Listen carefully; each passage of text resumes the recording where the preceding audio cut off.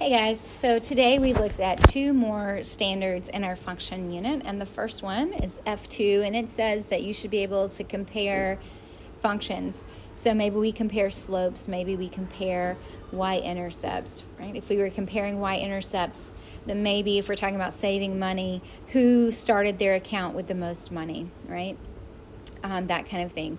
Or what we've done a lot of this year, earlier in the first semester, was comparing which one's growing the fastest, which one's growing the slowest, and that's what we're going to be working on today, is comparing growth rates, which is constant rate of change, which is the slope. So for each of these problems, our job is going to be to find the slope for each person. And then we're looking at which one would be growing the fastest, which one has the greatest rate of change, which one would be growing the slowest with the least rate of change. Now, one quick note, if we were comparing something with a positive slope and to something with a negative slope, if we were,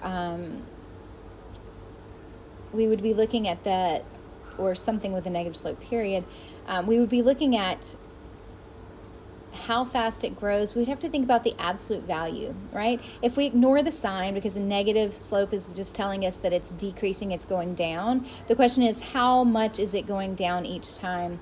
So the negative tells us it's decreasing. We can kind of ignore that, but the question would be how much is it decreasing if we were going to compare that to another function. Okay, so a few quick reminders.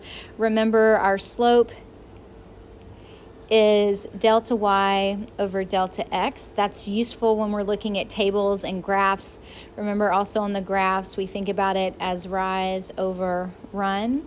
And then if we're looking at equations, most of the equations that we've looked at this year have either been written in slope-intercept form, y equals mx plus b, or we could manipulate them to write them. We could add something to both sides, divide both sides by something, to write that in slope-intercept form. And remember, when it's in slope-intercept form, our slope is m. It is the number in front of x, not the x, but the coefficient of x, that number in front. So we're going to use these ideas to help us find the slope. So for CJ, we need delta y over delta x.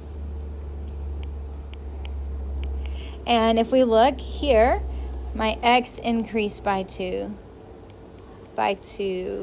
increased by 2. If I'm looking at y, my y increased by 13, and 13. So if we're looking at delta y over delta x, that would be 13 over 2.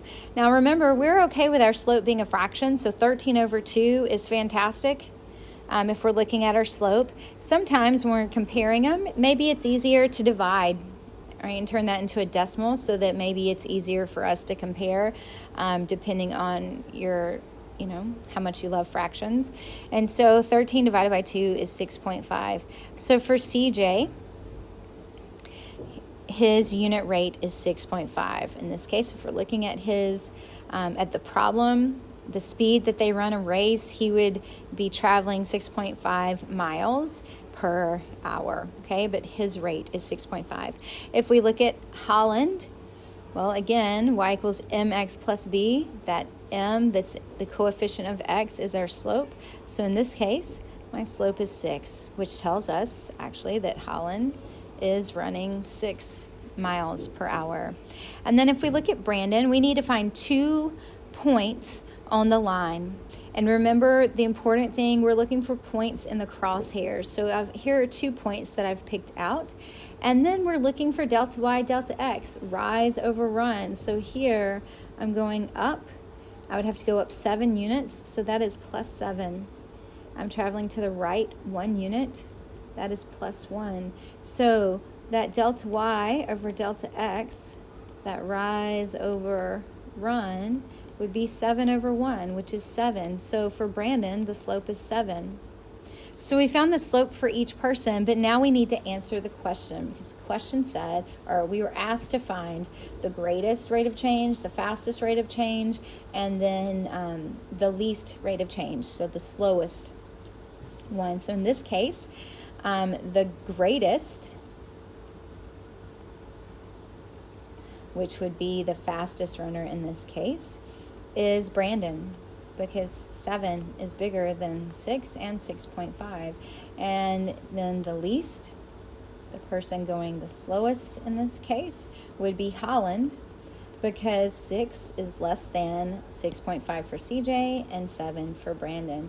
And so when we are comparing functions, I would expect to see the work where you found the slope for each person. If we're comparing their slopes, work where you've found the slope for each person, like you see here, and then also answering the question that you're presented with. Okay? All right. Thanks, guys.